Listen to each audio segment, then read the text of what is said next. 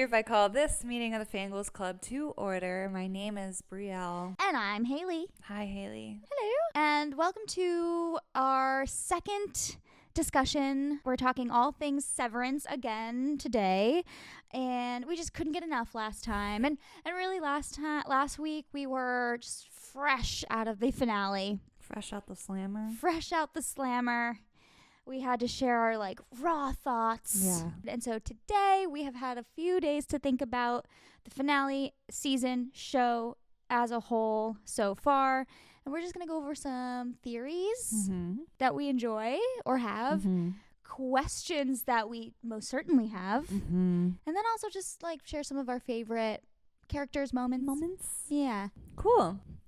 But first, Brielle, what did you fangirl over this week? I wonder.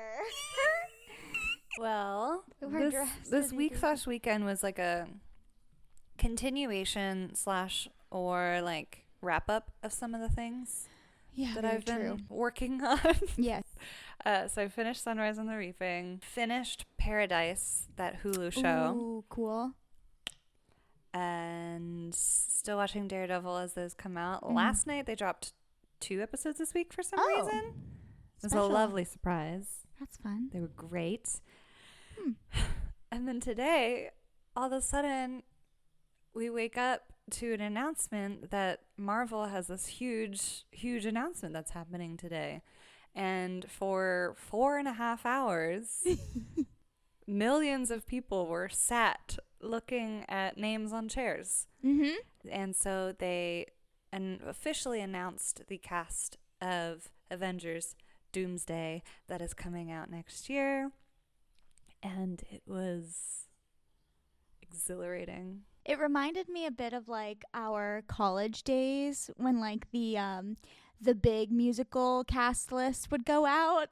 That's kind of the vibe that I was getting. And so many people are mad about the way they did it. And I was, and I get it, but at the same time, you all sat there and they still hooked everyone. Even I was hooked to it. Yeah, and it's just, but it's what are they just gonna do? The same thing that everyone else always does for everything? And they've wait for a con or this and that. Yeah, and they've done that, and they did that over the summer with RDJ. Yeah. So they're gonna try and think of different things. It might not be the way you liked that they did it another time, but why would they always do it the same way? I thought it was fun and mysterious and kept it they're not gonna give us too much. I mean, they also just dropped the Fantastic Four trailer. There's a lot going on right now. There's been a lot going on, and they want to make room for all of that. Yeah. While also, letting people know this is going to be huge. I loved the chairs. I thought it was cool. I thought it was a cool way to do it. And then even if you weren't able to sit there and watch the whole thing, you could posting it. Check in every 10 minutes and see who then, I don't know. I don't see, people were mad. I liked that it was different. Yeah. People just want more. They're just impatient, I guess. Yeah, but relax. I don't know. Who are you I mean, I know who you're most excited about being announced, but give me an idea of why. The one I was most surprised that my jaw was unhinged was Ian McKellen. That one was oh, they got Ian back? Yeah. What? And then so to have, because we've seen Patrick was in Doctor Strange. Oh, right. And so he already reprised his role in this MCU universe. Yeah. Because we already did it again in Days of Future Past. So that is really cool that he was announced and he's officially going to be in this too. Because we already watched Scarlet Witch kill him. So we were oh no, I guess that's it. What a fun cameo. But that who's back, we're whoa, that's so cool. But Ian to come back, we have not seen him. And then that they're going to be in the movie together. And I hope they're just BFFs this time just around. Just in real life.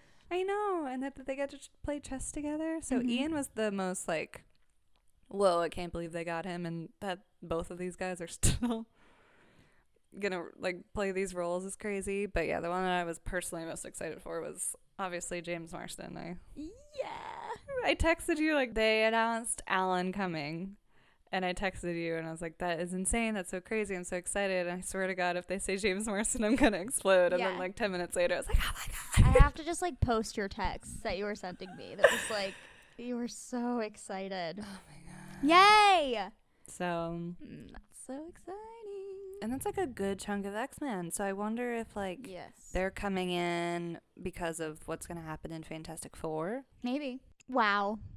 It's cool. I think it's an interesting way that they're bringing back, rather than just trying to bring back the like OG Avengers or OG like Marvel casts. Mm-hmm. They're tying in like they're still tying in this nostalgia effect, but making it new with characters we've never actors we haven't seen in the Marvel Cinematic Universe. Yeah. So yeah, that'll be really cool, and a way for them to. I mean, I don't think they need to avenge themselves. No pun intended. From like Phase 4. No, everyone. But I think some people might think that. I have beef with that. I know. But yeah, so Simu was announced. So Shang-Chi's going to be in. I can't believe we finally get him again. I can't wait for him to just be able to, for him to interact with everybody. It's gonna be weird to be see. A part of a team if that's what happens. And yeah. Oh, I'm so excited. So him and Loki, I'm most excited about. No Awkwafina though. No, I love her. No, I hope. No, he needs a buddy. I wonder if she might be. She might literally have like. Sure. Maybe he talks to her on the phone or something. Everyone wants to cast Awkwafina. I know. They'll take she's any a hot chance. commode. Mm-hmm. But there's no way that's everyone. No. Because there's some that I'm surprised aren't there. Or confused. Sure, they have way more up their sleeves, and they're not even scratching the surface of. Yeah, if starting they it. revealed all of these huge ass names, reprising these enormous roles, that means there's even more that they're just totally not gonna. Mm-hmm. I think that's just exciting. Big movie. How do they have the budget for that? That is in just the cast alone. With all the other stuff they're doing too. I know. I mean, Spider-Man is going to be happening. Spider-Man will happen between the two Avenger movies. Yeah. So at first I was really shocked there's no Tom Holland announced. But I guess it kind of makes sense. He might not be in this first one. He might not be in Doomsday at all, because then we're going to wait for Spider-Man 4. Or he'll be the surprise at the end. Maybe, one of those. Yeah. But yeah, so maybe he's just not in this. And Maybe. then we have to see whatever happens for Spider-Man 4. And then maybe he's going to be a big part of the next Avengers. So yeah, I don't know. We'll see. We found out that Sadie Sink was cast in Spider-Man as well, mm-hmm. which is so exciting. I know. Who do you think she's going to play? There's a lot of people she could be. There's no way they're casting a third time a redhead as Gwen Stacy and dyeing her hair blonde to be Gwen. That would be too on the nose for like a There's multiverse situation. There's no way. Who knows? I think she might just be someone new that Spider-Man in general, like all of the Spider-Mans haven't had yet. Just like how they kind of redid their own MJ. Yeah. I think she might just be. Yeah, and I like There's that. a couple that she I could think be that's in super that way. cool. But I just don't. I think they're going to. That's probably what they want, things they want you to think. If anything, though, if she is a Gwen, I think it's more going to be like Spider-Verse type of Gwen and not the other two Gwens that we've gotten. Like, not preppy in school Gwen, but like punk rock musician, skater girl, ballet core, actually Spidey girl, Gwen. That'd be cool, really cool. If anything. But I just don't see it. I don't know. Our Max, all grown up. Insane. I know. Yeah, today was a big day for you. I'm tired. I wore I know. the one thing I have, my Andrew Garfield Spider-Man sweatshirt just for you. My Iron Man emotional support hoodie I love it. that I've had since probably like 2010 or something. So Yeah. Love. yeah, I was like, whoop, know what I'm wearing today. Oh, yeah. Lift it up. Oh, Anyway, yeah. what about you? It all went out the window. I know I had something. What was it? I saw Mickey 17. Oh, you did? Mm-hmm. How was that? I loved it. Yeah? Yep. And I saw Robert Pattinson, so it was great. Yeah? And I see Edward. I just see Edward. And I get teary-eyed. When we saw Batman, I got super emotional because just like, that's Edward. Mm-hmm. But in Mickey 17, he has this like incredible high-pitched voice that he uses. And it's just phenomenal. Hmm. And Steven Yeun is so good in it too. It's a fun movie. Something, you know, when it's streaming, Yeah. I would definitely watch it again, I Yeah. think. But yeah, it was fun. So I fangirled over Robert. seeing Edward this last week. I'm sure he'll be so happy to hear that. Right. And I knew, this is what I was going to say in regards to that. It's like, right, he would be so upset Yeah. about that. And I'm sorry. I'm sorry that you made an impact on someone's life. Isn't that what being an actor is all about? That was fun. Cool. And I haven't finished the book Sunrise on the Reaping yet. So hopefully tonight. I'm dreading it. So I'm putting it off because I'm not ready. But the games were fun. Well, maybe not fun. Interesting to read the differences, I guess, and what they did with it. Obviously, the concept that we know that each arena in each games each year like has a different theme. Yeah. Is at a different arena. So sometimes there's like different type of mutts or like different things that they like the theme of like different things they need to worry about. And this one we always knew would be like circled around poison in a way. And so to see how it actually panned out is a lot. Poison. Yeah. Rough. Yeah. Anyway, right. We'll talk about that later. Do you want to sever? It's time to go down to the severed floor. Ding. Okay, where do we want to start? Who knows? We can start with some theory therapy. Okay, great. Because there's quite a few. Do you think... Have you heard the theory? I heard a rumor. Do you think Helly is pregnant? See, this is This is one that I have thought about ever since the retreat or the work trip, you know what I mean? Well, there's 2 times that could have happened now too. Well, exactly, but the first time we kind of thought maybe this was the whole plan. Yeah. I think Helena may have planned it. I think like obviously, especially now that we know more about the birthing retreats and James siring many other children potentially, that and like the theme song, the title theme plays and all the babies. All the babies are everywhere. Yeah, there's the babies sort of never came into play. And Gemma with the infertility and like them being the clinic or whatever and the doctor's office. I think there's just the baby theme was like huge this season. I feel like we didn't get the big resolve and or answer of what the baby theme is. Yeah, no, because we didn't get there yet. And I think there are several little moments where, you know, obviously just Helena going for it in that way in general is just sort of like, I mean, yes, maybe she is just that cruel, or like we thought with maybe Miss Cobell, she was just like obsessed with Mark, something along those lines. In her doing this, how did that influence him to finish Cold Harbor? If that was like the true goal there. Because I just don't think, what would Helena be doing? It might have been a selfish... Fooling around like that. It might have been a selfish thing, too. Very well could have been, yeah. Or maybe she did all that, wasn't planning on getting pregnant, but it could have just happened. Maybe. Or when the Annies did it. Yeah. Helly accidentally got pregnant. Totally, because obviously they are not learning about... Do they know? There's no way they know about like contraceptives and all of that. They're not getting health class down there. Yeah, but it's not like they're... Yes, you're right. They do have they're obviously, they have intelligence. Yeah, so it's like, what do Birds they and the know bees. and what don't they know? Yeah. But I think that is a subject that Lumen can really like maybe drill some sort of fantastical make-up story into them, like surrounding all of that. I don't know. We don't. Yeah, it's never explained. So because they knew what to do, and we also know Petey. They went right for it.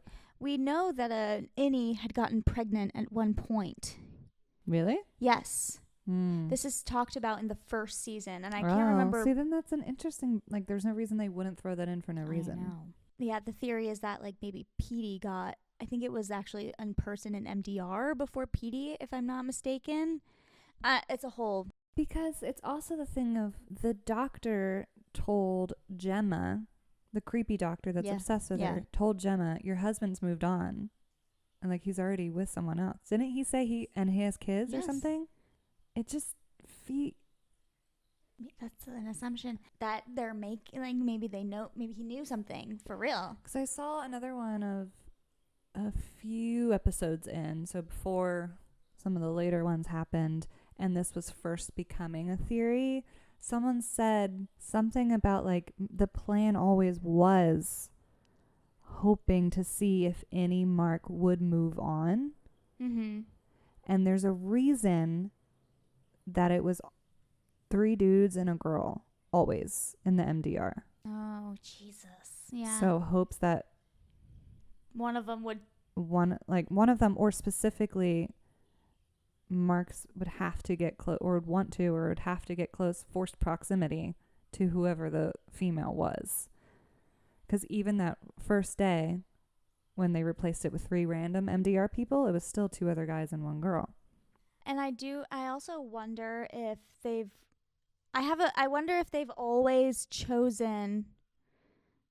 Well, no, I guess Helly took Petey's spot. So I was going to say... she volunteered. She was like, I'll do it. Helena certainly did. She was like, I'll let him get me pregnant. Sure. I don't know. Yeah.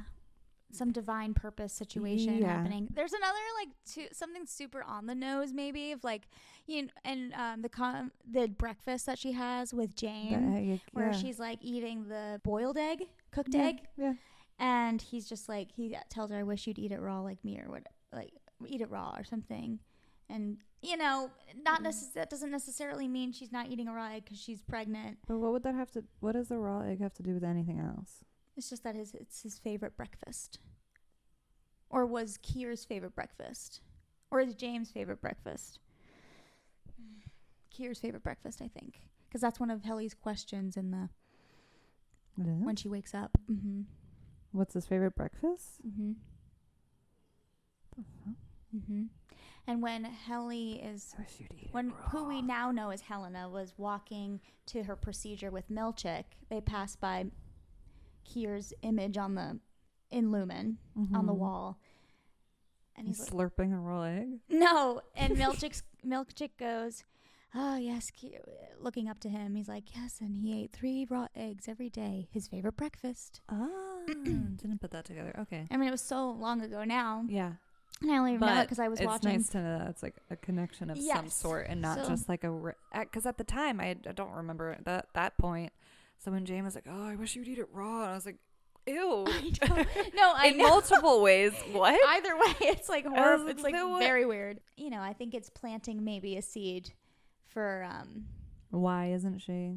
Yeah, and she probably just doesn't like... I mean, who wants to eat a raw egg? But that was a pregnancy possibility aside. It's still like still a very small detail of him just not liking his own daughter. Like, yes. So this moves into James hating Helena for whatever reason, and we don't know why. Or not seeing Kier in Helena, but he sees him in Helly. She's got that fire. Or because she's pregnant, does he see Kier in the child, in the womb? I see Kier. I don't know. In your womb. That's something I pondered as well. But taking that out. No, Who could be? Literally in you. Because he came in when he first creepily appeared in the doorway. He said, "You tricked me." Yep. Or what did... That's what he said. Tricked is the word? It was like, oh my... He said, oh my Helly. You tricked me. Helly doesn't even know you. Mm-mm. So how did Helly trick you? Which I don't get. I don't get it. One crazy theory that pertains to this sort of that I've heard thrown around is that somehow it's actually like Helly is the outie. Have you heard about this? No.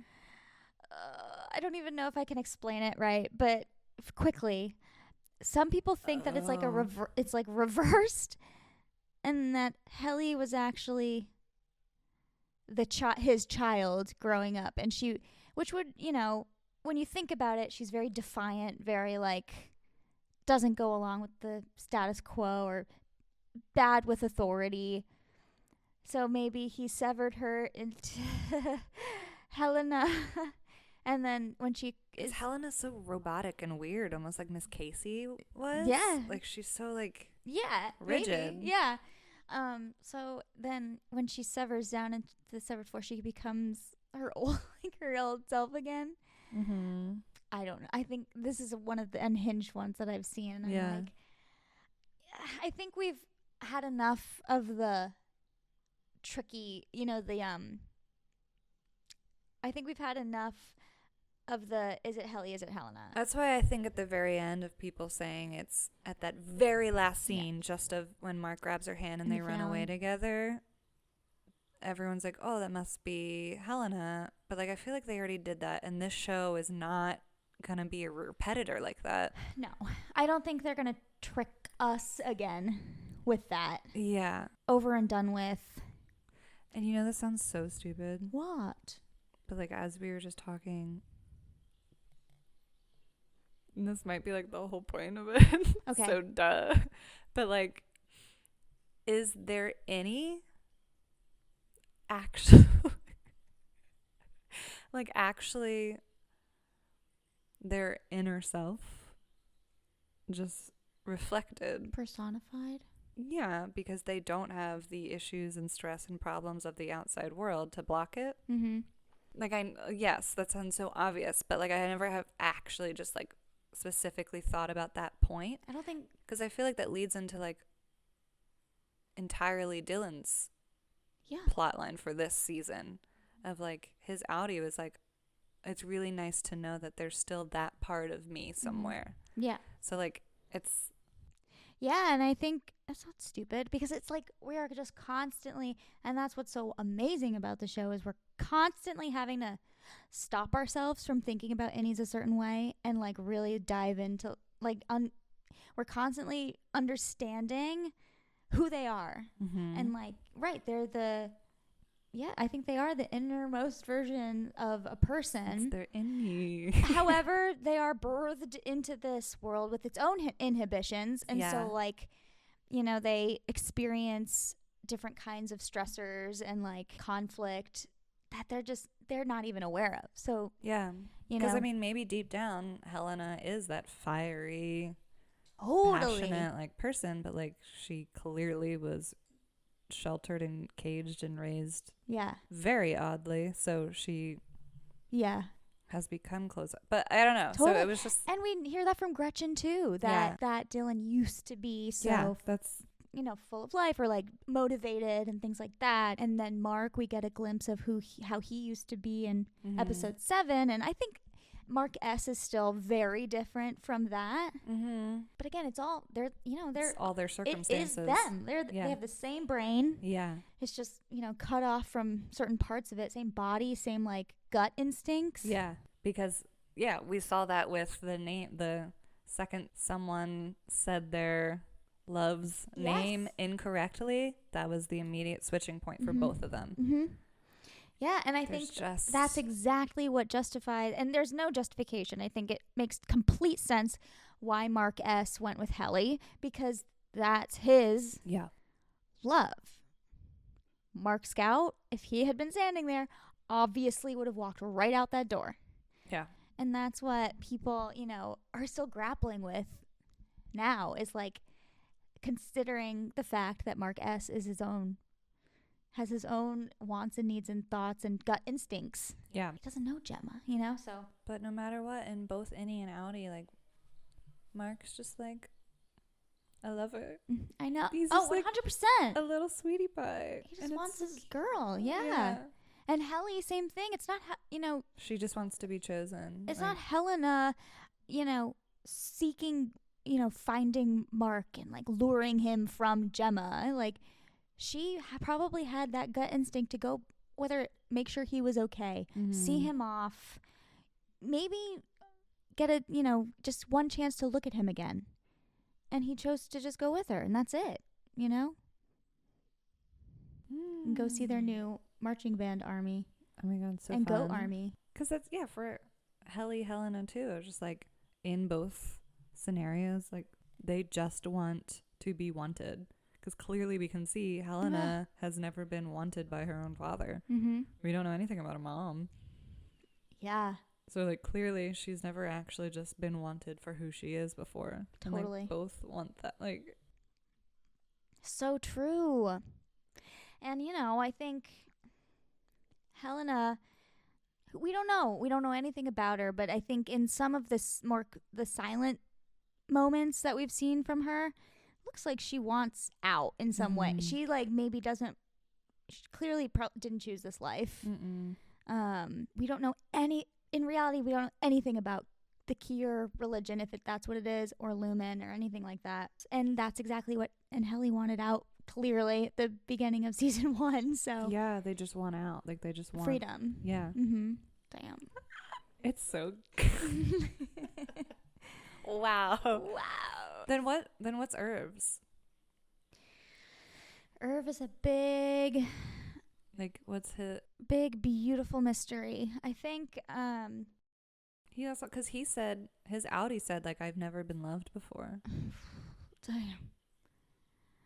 I don't know. And both Innie and Outie gravitate towards Bert. Like, and I talk about star-crossed lovers. He's also that example of, right, a feeling transcending the severed brain. Because we saw the same looks between Bert and Irv. And, you know, they wrote directly parallel scenes between both them. Their goodbyes. Both times. And, like, having an opposite, you know, point of view in each one. Both Dylans are, like, they just want to be great at something. They want to be successful or prove something to others. Just, like, prove their worth. Yeah. Irv, I think, feel like he belongs, feel love. Because he was quick to buy into, you know, he was very the rigid one by the book. Whether that was a cover-up for something else, and he was working with his outie the whole time. I don't know. Might also have to do with, like, his military. Oh, totally. You know, like, it. Yeah. He was just by the book. Yeah, regimented. I'm very interested to learn. Hopefully we get a good chunk of outie stuff with him, and just learn why he started investigating all of this. It has to be an inside job. And I can't wait to find out more of, like, this Lumen rebellion that's been happening. Yeah. It's very Hunger Games, you know, now that we're reading, like, Hunger Games stuff, it's very much like, how long has there been, right, and the opposing side. And the lies. Yeah. That's true. I think Irv is maybe, way more in deep with them. He's hopefully like the Plutarch. Yeah. And maybe Bert has been onto him way longer than... He was following him. Is that why he severed? You know, it's like... Why was Bert following him to the phone booth in the first place? How did he had been hired to track him? Maybe, I think... Like, how did Lumen know Irv was in on something? Maybe ever since... I don't know. Yeah.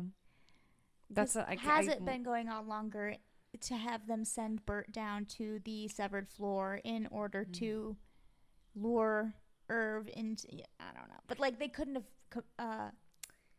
have controlled that once Bert was somebody else, or who was doing outie Bert's job when Bert was severed that whole time? They probably have a whole, because he was, like, manager of his floor or department, wasn't he? He was, like, head of it. Yeah, and he'd been there. Well, he'd also been there for 12 years. Yeah. So as soon as he retired, Innie retired, he just went back to his old driving job. I think he'd work nights probably. Yeah. Because I think he'd dedicated, like Milchick in some way, like dedicated 24/7. His whole life to it. And because that makes me, like, question Fields. In terms of, like, he was so casual and cool with all of it. He clearly knew what Bert did, both jobs. Yeah. And he was so okay with Irv and the fact that Bert's Innie had feelings for Irv. They invited him over for dinner. Like, he just had to have known about all of it, right? Like, sure. And in that case, maybe that's just Fields knowing they're going to... Irv. Yeah. He was too cool and casual. Like, even if you're secure in your relationship, like, There's no way someone could be with Bert and live with Bert, and not know be everything. with Bert, and not divulge certain things. I don't know. I can't wait. I hope So is Fields they bring Fields back for in on Lumen? Like, does he know everything? Or is he just, like, in the religion? Like, what? Exactly. I don't know. What's the difference? How far does it go on at each end of the spectrum? How far can you be into Lumen without being part of the religion and vice versa? Yeah. And you're someone like Cobell, who's like exactly in the middle. Mm-hmm. I don't know. Or what we think Rickon might be is just pure religion, like just in on the overall religion, but doesn't know that much about Lumen. Fields and Rickon are interesting in a similar. I don't know, because they do. Bert and Fields do talk a lot about religion in that dinner scene, and so maybe I think they were 20 years ago or whatever were brought into the Kier culty side of things. And yeah, I mean, Bert had to have been involved in the culty religious side if he's the one driving people to their death, Yeah. Yeah. That's a huge piece of information we got. I know. So, how many other people is Lumen hunting down and having killed? Because how many people have they killed on the outside and on the inside? Yeah. Because now we know with the goats, it's like how many goat sacrifice, and that's what we learned her name, Lorne. Gwendolyn Christie's character, Lauren asks, like, how many more? So it's like, so how many have there been? Right. And like, yeah, the guy in the first season, and he's like, no, don't take them. They're not ready. If I see a goat killing, they're not going to do that. That'll be it for me. Ben, They're so cute. Ben would never. No, I don't think so. Anyway, is Rickon a goat? I want him to be I just want him to be a goat. Did we talk? We talked about this a little bit last week. A little bit, but like, I want it so bad. And I have no real further information other than, his appearance. Also, what would that mean? What does that even mean? Is this right? Are they using the goats for multiple purposes? Is it like the sacrificial religious part of it when they kill the true brain of the testing person? And also, are they using goats to practice the transfer of consciousness that we believe is into a baby? Yeah. Or into the next body? Right, because that's something that we've theorized about James and Kier's mind, potentially. Yeah. So what does the revolving look like to you? That's what it has to be. I know. There's no way. Because what were they doing with Gemma if it's not that? They were trying to perfectly balance her emotions. So she's the perfect soldier, perfect test subject. Vessel. Perfect. Yeah. She's perfectly balanced in all things that Kier, the religion, believes in and believes should be balanced. Yeah, the tempers. So what were they going to do with her body when they said, okay, the Gemma will be dead once you finish Cold Harbor? What were they then going to do with her? That why James was so excited. Was she? Was that her? Was that his next body? But we thought it was going to be like Helly. Like, what does she have to do with it? Is it just? He just said you'll be present at my next revolving. So not they that just she wanted would her be to be with Mark. Like that was just her only role, was to like sit with Mark. They sent her down there because they needed to make sure Mark was on track to finishing Cold Harbor. And then also we still need to learn more about what the project was of Helena going in and showing everyone that being severed is great. She was going to have a whole speech. Yeah. That was the last thing she was going to do in season 1 was be like, hey, look, I severed. It's so much fun. But like, so what was the point of all that? Was that just publicity? I think that's PR. Yeah, PR, and like they're going to sell it as one thing to the outside world while they're down on the testing floor doing whatever it is for their own personal gain. Say that they're getting away with all of this stuff. With no one knows. Very minimal security, as we've learned, and like there's no investigations. There's no cops. Both Who are the cops? security people they've killed so easily. Remember the guy in the first season that Ragabi killed? Oh yeah, he was the first. Oh yeah, Drummond. Was he even? Yeah, he wasn't even like a security guard. He was like an agent. He was supposed for Lumen. Yeah. Like, where are the cops in this town? Like, where's the FBI? No one's. We need to. Yeah, it's like. You're telling me Lumen has sent Bert to gather a bunch of people to bring to them so they can kill them. Yeah. And no one's investigating this? I guess because Irv is someone that no one would have looked for, which is horrible. It's so sad, but like it's true. Don't say that. I know. He just has never been loved before. Oh, you know what was so sad for me to realize was I lost it. Hold on. I wrote it down.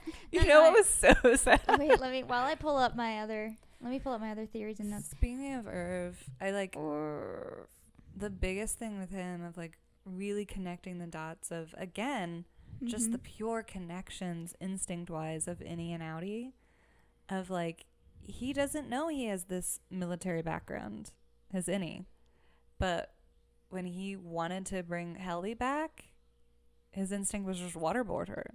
Yep. Like he just went pure, like, I don't know, that was crazy. Yeah, we don't know how much military experience he had, but clearly it's a huge influence on him. I mean, he's got the trunk. He knew how to get answers out of someone. Like, yeah. That's so good. Anyway. Yeah, I think he's and that therefore, if he was that in deep, he's got major PTSD, which is why potentially his dreaming comes into play with all of that as well. Maybe that's why, poor Irv. I just said Mark Helly moment in season 2 finale makes Irv losing Bert in season 1 that much more sad. I don't know why. Because they got to choose each other, and Irv never got a chance to choose anything. Yeah, I think so. And just realizing that it's possible, I guess. And Bert and Irv on the severed floor lost Bert forever. Yeah. Yeah, they died to them. So did people really want that? Right? Watching the finale, like people really think about how we felt about Bert and Irv in season 1. You really wanted Mark S to walk out that door and die and leave Helly behind like that. Yeah. If you think of it from that perspective, you have to understand. You have to understand it more. It's hard. It's very hard because no matter what that means, both could never be happy. Totally. And that's just like. I know. This is where I hope. Well, even cloning wouldn't help anything because it's still. I don't know. Yeah, and the reintegration. You don't want the technology to continue to advance, We want this to come to like we want Lumen to be taken down. And then they would die. Yeah. It's crazy. Yeah, so the unknown of all that is just unbearable. Yeah, I'm trying to think of like when this show ends, what is the resolve? Yeah, they have it planned. We know that. Like, what is the resolve? There is never going to be one, and that's what's so sad about the show. I know. There will never be a perfect like resolve. There's no happy endings. There's no. That's too sad. I just want everyone to be happy. I feel like we are, as much as we want happiness for Mark Scout, I feel like we've just been on such a journey with Mark S. I don't know, vice versa. We've been talking about it, but it's like, yeah, it's impossible to figure out. Whereas, and we've also talked about this, where like, we want to see Helly succeed, Dylan succeed, Irv succeed. They're outies. Some better than others, but like for the most part, I want to see other outies together. How fun! They don't know each other. Nope. They've never met. They've seen Helena. Well, except Helena and I've seen her on TV and Mark probably Scout. or something. Yeah. When she's like, "Oh, Mark Scout, you're at this restaurant too?"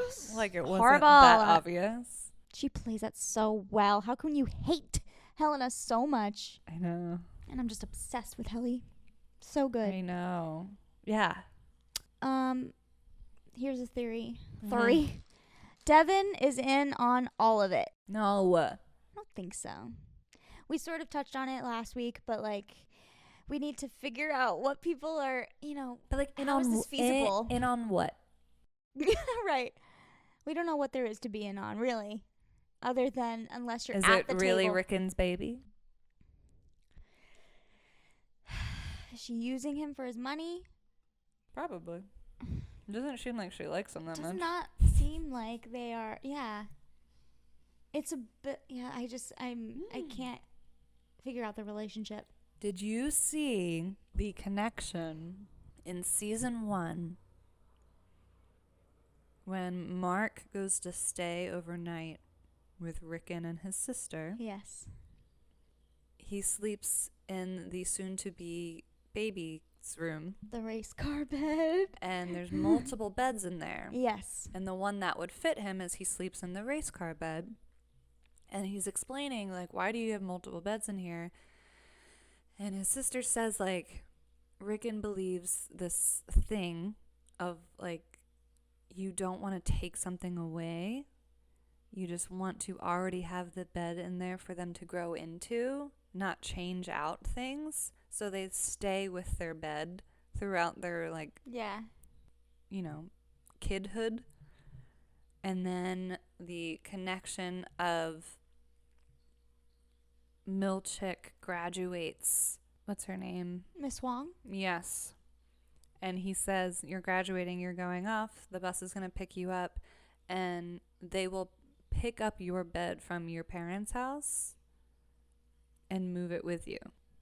So someone's pointing out the connection that, like, why would they need to move her bed from her parents' house? Mm-hmm. Like, she's keeping her bed. Like, something about the bed. I'd say that's a direct Hit? that's a direct correlation for sure. I wonder if there are any other Bed things. Yeah. That's so interesting. I don't know if we would really It's not see looking- much else because the Innies don't sleep. Yeah, no. That doesn't look great for Rickon. Yeah. And that's Devin, if Devin's saying it like that from surface, it's like she has no idea. I don't think she knows any of the weird shit Rickon does is lumen based. Philosophy, yeah. Yeah, religious. Yeah. I think she just thinks he's so We odd. all think, we've all just been thinking he's silly and eccentric this whole time. And so does she. Yeah. And so does Mark. I wonder if They're unreliable narrators. also think about the dinnerless dinner in the very first episode. Yes. I don't know. I mean, just like little things like that. I wonder if we see. And his weird friend in the reading. Yeah. Wait. That Mark needed to sit next to and Yes. share his book with her. There's like theories that she's a goat too. Yes, because. Because she like eats hay or something. Well, What did they? yeah, and it's also something having to do with her name. What is it? Hmm. Her name is mentioned somewhere else. That I think maybe even down on the severed floor somewhere. Hmm. I know I've seen this somewhere. Really? Yeah. Oh. It's mentioned in two different, I mean, obviously in that scene, but also in somewhere where it was like, oh, that's like lumen. Yeah, and that's like another example that like Devin's just not in on it because she was like, oh, his friend is like really weird. I'm sorry you have to sit next to her, but like she's just, Oh. you know what I mean? Like, I'm nervous that if Rickon ever, why have the baby? Why do they have this baby also? yeah. Because this is an interesting thing is in season 1, the only mention of a baby is the one singular storyline of, well, we also meet the severed wife, the severed pregnant lady, but there's only really that one instance of like pregnancy and baby. Season but it's 2, always been a theme. season 2, it kind of blows up. Mm-hmm. But in almost every episode, it's Mhm. Devon's pregnant, Devon, or like, oh, they're going to have the baby. Here's the baby's room. Yeah. Then she has it. Then it's like at the birthing retreat, like Cobell steals the baby, and that's yeah, sets off. she was keeping an eye on the baby the whole time. Like, why was Cobell interested in the baby? She could keep on I think it's because she wants to be closer to Mark, but she could keep an eye on Mark and be his neighbor. She has a key to his house and not be involved in his sister. Yeah. You know? Like, there's just pregnancy and babies has been a theme the entire show. Definitely. And we still don't know why. And it really hits home, obviously, in episode 7 of this season when we learn the origin of. Was Rickon sent to woo Devon? To get in on that family? To be close with Mark and Gemma? To persuade them to go to the clinic when she's pregnant?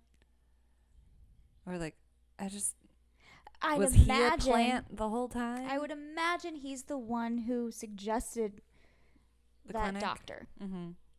Them going there. Yeah, we don't know. But we don't know. It's just not enough. And we haven't seen Rickon in a million years. Which also seems fishy. Why did they plant the book in the first season? And why was that the only thing that's ever been okay to be down there? Exactly. And now Natalie, is it a ruse that Natalie is here with him to like have him write this Lumen version? Or is it a cover up for something else that they're doing together? And this is the cover up for like Devon. Both. Yeah. All of it. Mm-hmm. Because then there's the whole Natalie theory. Yeah. What? She's like, she's the only person to ever talk to the board. Oh, yeah. Is her brain and what's ever going on inside just the board? You know what I mean? Yeah. So she would be the one to supervise this book that's going into the innies. What if she's connected to the perpetuity wing with all of the different peeps? Mm-hmm. Some say the revolving, it's like Avatar style where each of them has a consciousness that's out in somebody else. Mm-hmm. Because it's not just Kier, it's like there are other members of that place, whatever. Yeah, all those other statues and like all the... What if she's sort of like a hive mind, like the hive mind of it all? I am so interested in Natalie and whatever the hell is going on behind her eyeballs. I know. Because you did not think a thing about it in the first season. And then all of a sudden in the second season, like anytime she speaks, like she's that creepy wide smile, which now we also saw is that apparently Ben Stiller hired her for that role because she was in a Crest commercial. Yeah, a toothpaste commercial, which I remember. Really? Mm-hmm. I remembered it when they played a little clip of it. I was like, oh my God. It's so funny. Yeah. And it's so good. And it was like purposely kind of like creepy. So good. So like the fact that that's what inspired her getting cast and like inspiring this character, there has to be a reason that they liked her big, wide, perfect, pretty smile. Totally. You know what I mean? Like there's something behind her. Of course. And I think her eyes, she looks bugged out. She looks terrified. Yeah, there's no way that's not. I mean, there was that, and it all came crumbling down during that scene with her and Milchick when she delivers the paintings or whatever. Mm-hmm. They both have a moment of what seemed to be understanding but couldn't allow themselves to speak the words. But I don't know. I've been thinking that they're the two that we really know absolutely nothing about. So that's also a direct similarity of Sunrise on the Reaping. Spoilers if you haven't read the book. But with Lulu, they can't say anything around her because of her. They're just... Yeah, she's totally being fully controlled. Because she was saying, we can't talk about that. You don't want to talk... Like, she was almost trying to help him in that moment. Yeah. She's like, no, like they're in, they can hear. They're in. He really looks at her with such in that scene, like he looks at her with endearment, and like it seemed like a familiarity. I have this theory that like maybe they know each other better than we think. Wintertide? I just wonder, the Wintertide Fellowship, maybe they seem potentially about the same age. Maybe they, like how I think maybe Ragabi and Cobell grew up in this. I mean, they've worked in similar, and maybe they had this like friendship or something, and then she was forced on this one path, and I don't know. I have this whole, and maybe because of books that we're reading and all of that, I can't help but want to develop the backstories for them on because our own, yeah. They're just such great characters But you're right. They so just mysterious. did seem to have this comfortability that's different. Of like, oh, we've worked together for 3 years. It was a snap in Milchick that we just had both of them, but Milchick, who we know a little bit more, Something about that painting. We haven't seen him falter at all. Yeah. That was the first time, and I was like, whoa. And then he and Natalie had that moment it was a long moment. They just looked at each other. And she looked sad. Yeah, it was very uneasy. It turned that whole scene around, because at first it appeared as though, like, he kind of was he was going to appreciate it and accept it, but then he didn't make himself do that. And then he, and like, she hid understood. it. And then he hit, He like, put it in the closet and hid it. That's icky, man. Something about that painting, like, really fucked him up. Because it's messed up. Yeah. Yeah, and then there's the whole... And on so many levels. Yeah. I'll take the first episode of season 3, all Milchick. Like, I just want it so bad. So. And I hope it starts with him also ramming into the machine again. I hope that's just like the first 5 minutes of season 3. That would kill me. Like, doing that at such full force for so long. Dang. Ooh, anyway. Yeah, Natalie. There's something going on with that poor chick. I know. She's a whole other different type of severed. It's not severed. It's...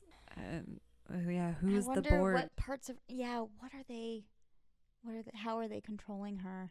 And that just also leads into who is the board and what is it and why, and because it's not Jaime. No. So then who is Jaime compared to who is the board? How many people are the board? Is the board even people? They refer to the board as it, not they. Really? Yes. Oh. It says, yeah. Mm-hmm.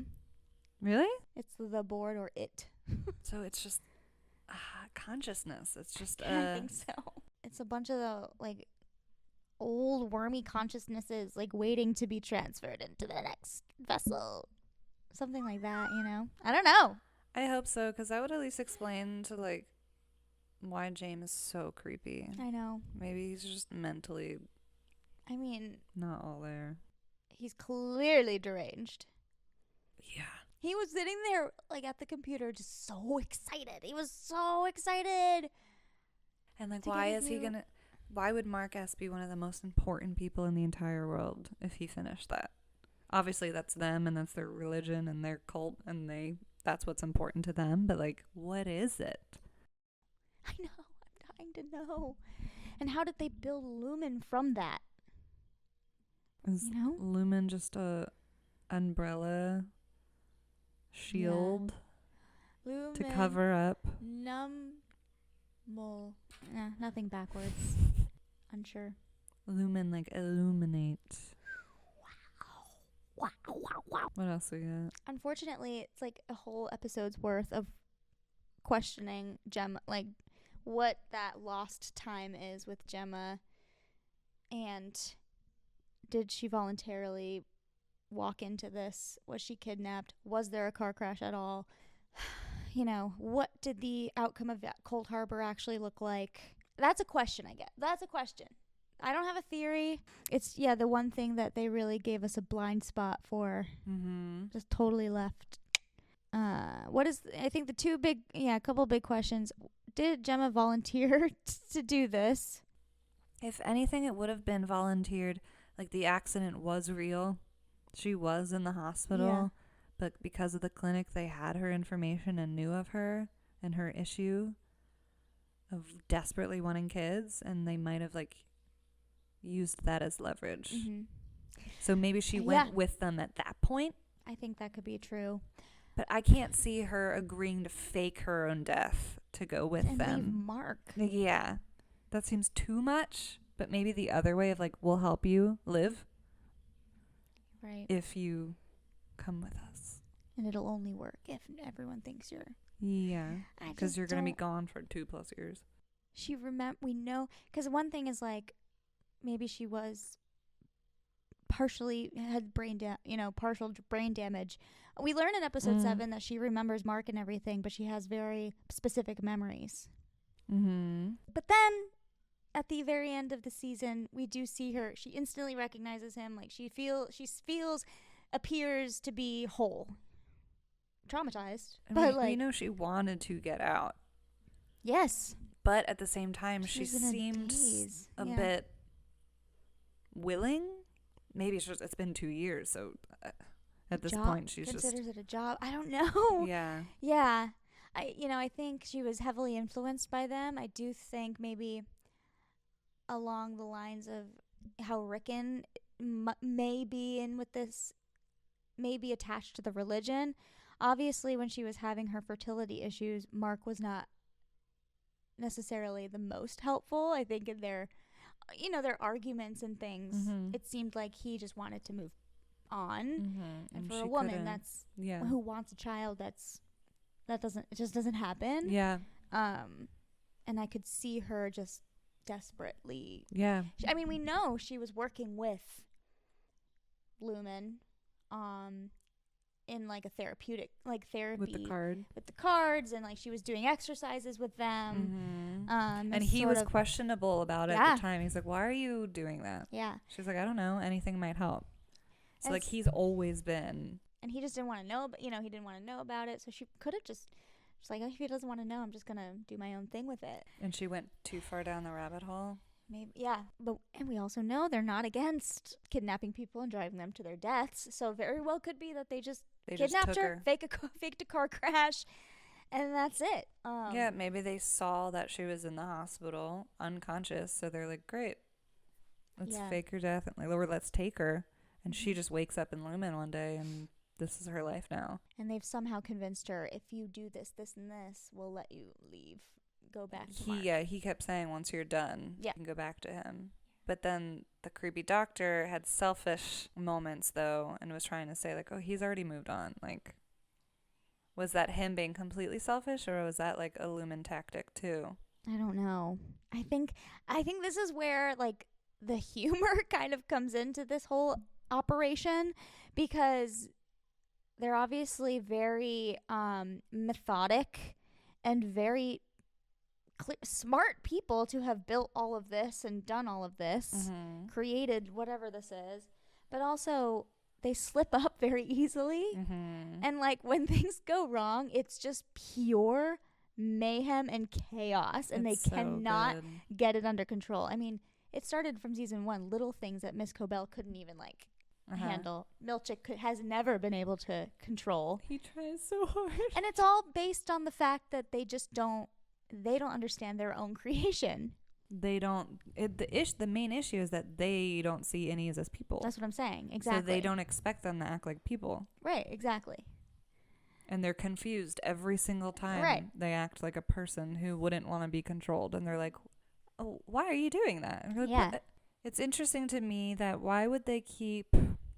What is the benefit for them to keep Audi, normal, regular Gemma, conscious at all?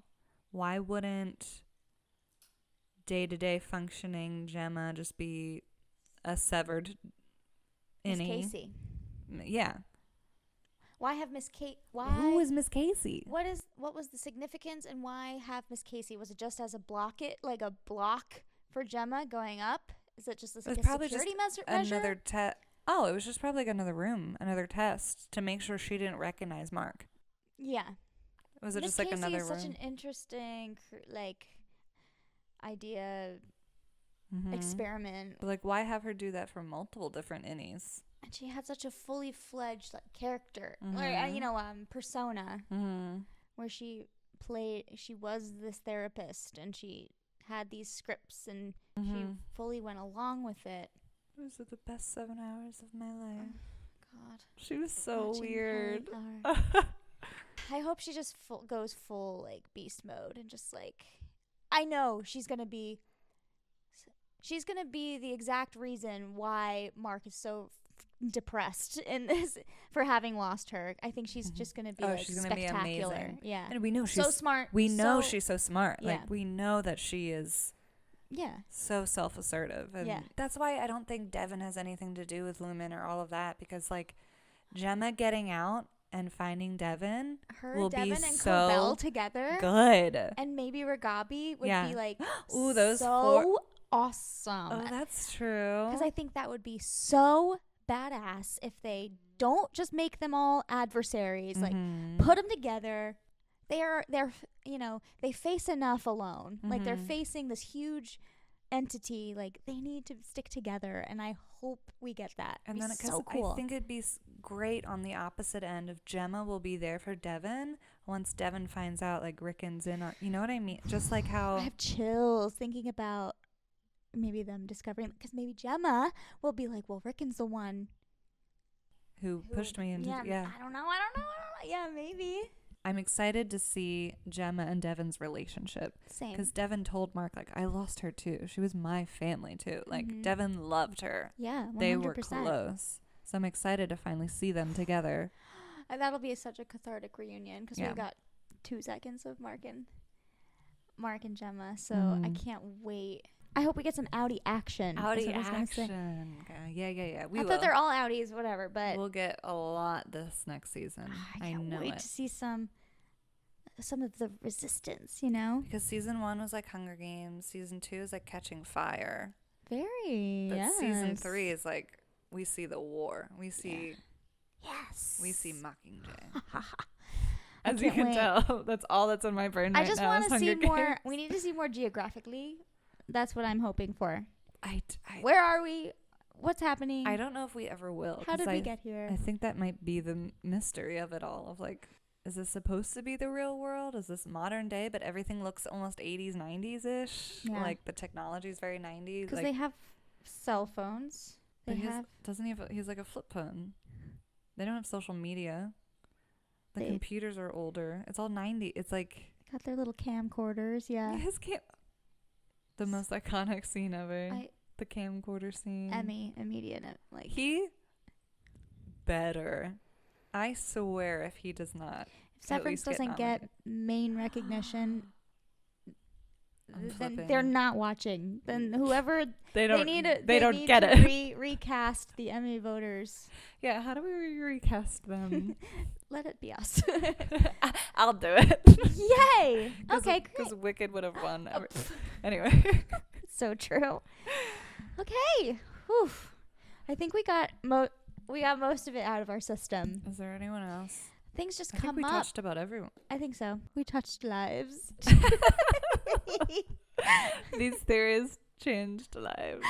The work is mysterious and important. I don't think it's important at all. It's just very mysterious. It's just period, yes. Mr. Drummond? I'm going to be Lauren for Halloween, I've decided. How? You're like 3 feet shorter than her. So what? I'm going to be Lauren like when she's holding goat, Emil. Bloody? Yeah. That's so, can I be Emil? Yeah, you could be my little goat. Perfect. Yay. Fun. No, I'll be Bloody Mark. We could always do more, but I think that's what I have. I'm tapped out. I'm tapped is out. What you're going to say. Anyway. Okay, great. Well, thanks for joining us for this, our Severance chat. Ding. We're going to go back to Audi Land. Boo. Boo. Boring. On that note, this meeting of the Fanghouls Club is adjourned.